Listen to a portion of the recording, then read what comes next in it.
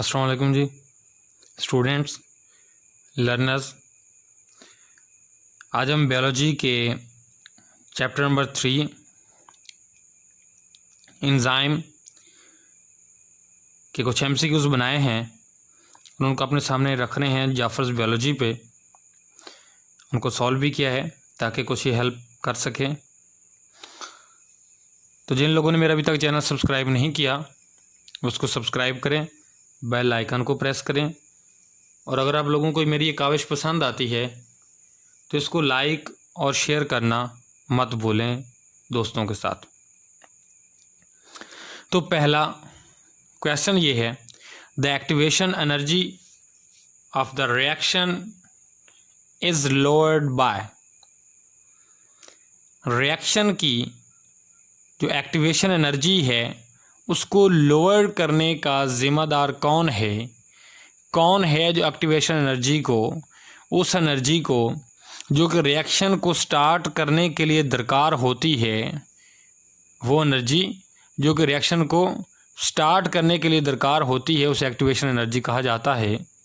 उस एनर्जी को कम करने के लिए कौन है जो इन्वॉल्व होता है, कौन है जो उसको एनर्जी को जो है वो कम करता है? तो पहला है ऑप्शन नंबर ए जी, कोएंजाइम। पहला ऑप्शन क्या है जी? कोएंजाइम। दूसरा ऑप्शन क्या है? सबस्ट्रेट। तीसरा ऑप्शन क्या है जी? एंजाइम। चौथा ऑप्शन क्या है जी? प्रोडक्ट। तो एंजाइम वो बायोलॉजिकल कैटलिस्ट है जिसकी मौजूदगी में एक्टिवेशन एनर्जी जो है वो कम होती है। वो कम एक्टिवेशन एनर्जी भी हो तो रिएक्शन जो है वो वकूअ पज़ीर होता है। तो राइट ऑप्शन क्या है जी? सी, एंजाइम। दूसरा क्वेश्चन है दी द ऑप्टिमम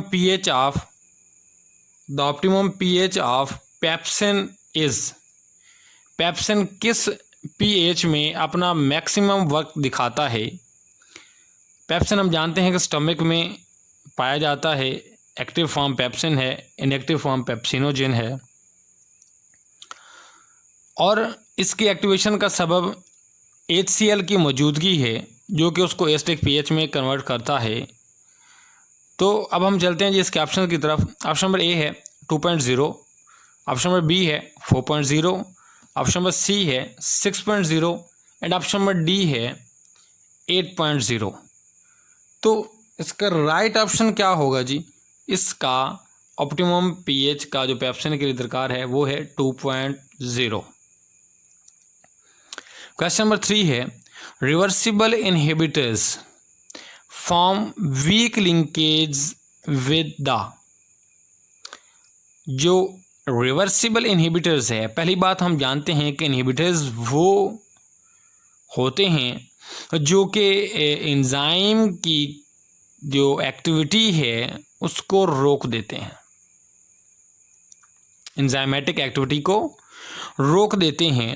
अब आया कि वो थोड़े टाइम के लिए एंजाइमेटिक एक्टिविटी को रोकते हैं और देन अलग हो जाते हैं, या फिर वो परमानेंट एंजाइम की एक्टिविटी को ब्लॉक कर देते हैं। अगर वो थोड़े टेम्परेरली जो है वो उसको ब्लॉकेज करते हैं एंजाइम की एक्टिविटी को तो देन वो रिवर्सिबल इनहिबिटर्स हैं, और अगर परमानेंट उसको ब्लॉक करते हैं तो देन वो इरिवर्सिबल इनहिबिटर्स हैं। तो यहाँ पे बात हो रही है रिवर्सिबल इनहिबिटर्स की। फॉर्म वीक लिंकेज विद, किसके साथ वो वीक लिंकेज बनाता है जनाब? Option number A enzyme, option number B reactants, option number C products, option number D substrate. तो वो एंजाइम के साथ बनाता है ताकि उसकी एक्टिविटी को रोका जा सके। तो option number A is the right option. आगे क्या है जी? क्वेश्चन नंबर 4 है, some enzymes use metal ions as cofactor. Cofactor is the non protein part.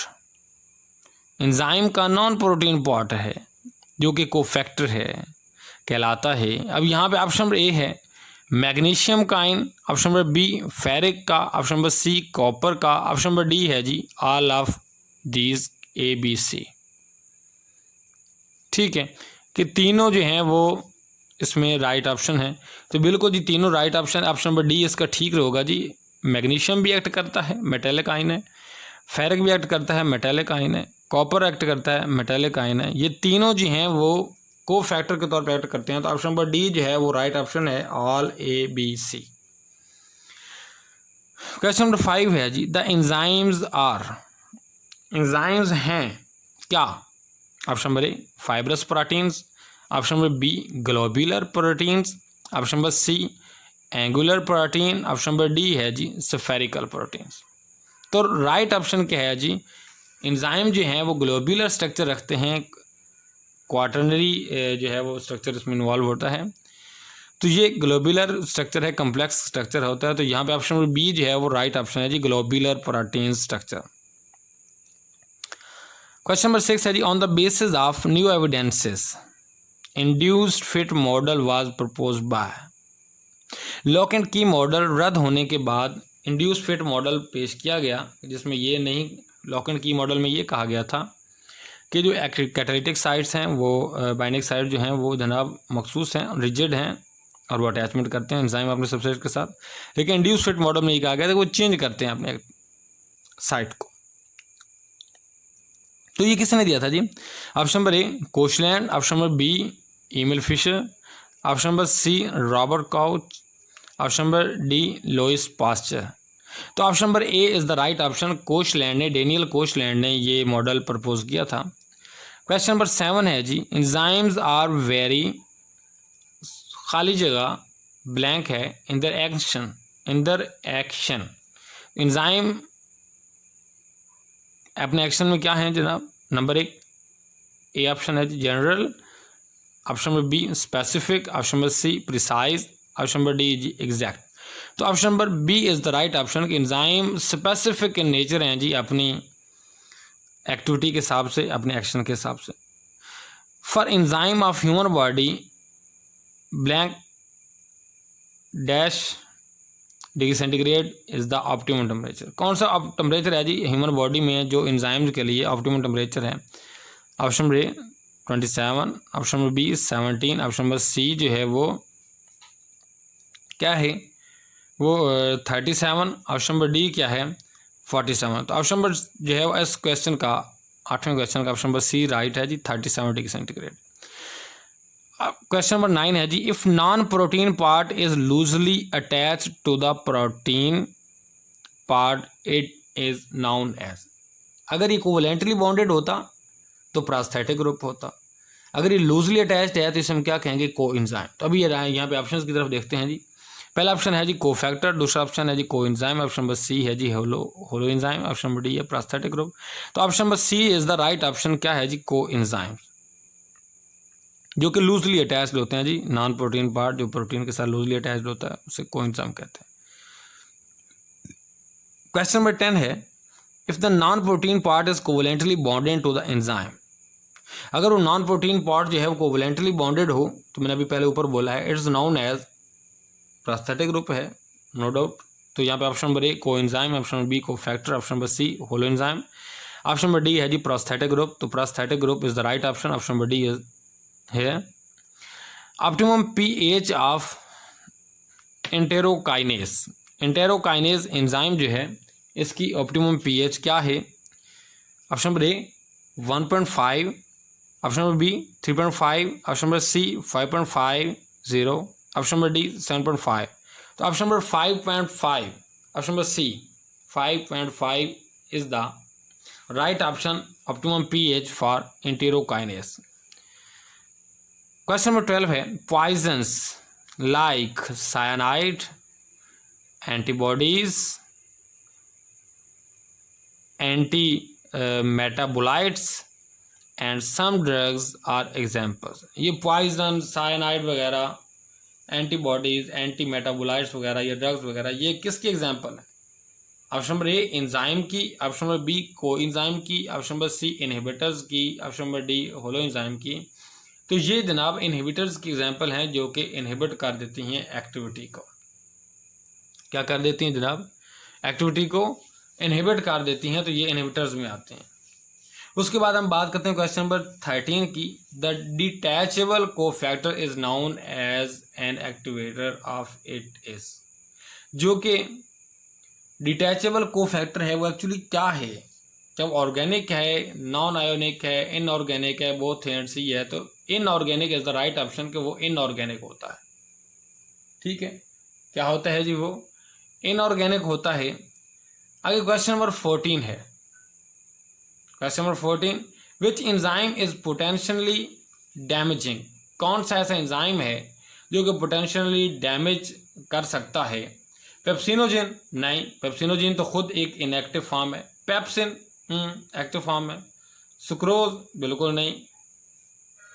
तो अमाइलेज स्टार्च पे काम करता है। यहाँ पे जो डैमेजिंग है वो कौन है? पेप्सिन है। क्या है? क्योंकि इसकी एक्टिव फॉर्म जो है वो बॉडी के अंदर, स्टमक के अंदर मसल्स को अफेक्ट कर सकती है। तो यही वजह है कि ये इनएक्टिव फॉर्म में होता है पेप्सिनोजेन में। तो pepsin is the damaging enzyme. ठीक है।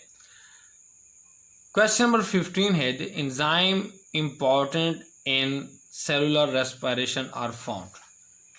एंजाइम जो हैं जो कि इम्पॉर्टेंट हैं सेलुलर रेस्पिरेशन में, वो कहाँ पे पाए जाते हैं?